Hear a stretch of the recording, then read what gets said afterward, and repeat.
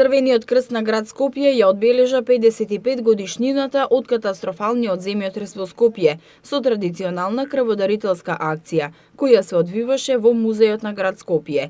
Граѓаните секоја година на 26 јули ги покажуваат својата хуманост и солидарноста кон своите сограѓани.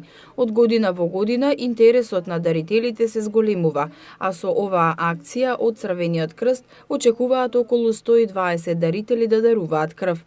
Кеси со собраната крв ќе бидат предадени на Институтот за трансфузиона медицина и ќе ја добијат оние кои имаат најмногу потреба од неа.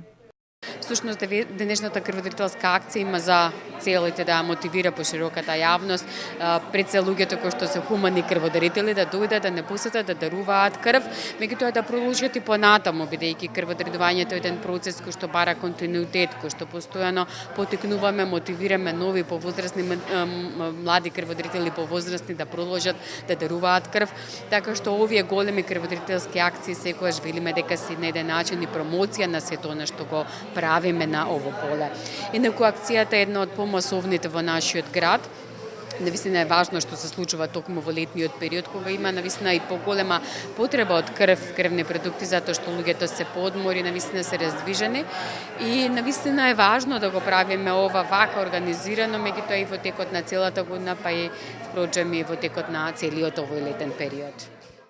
Оваа крводарителна акција првпат е организирана во 1963 година за потребите на настраданите од земјотресот во Скопје.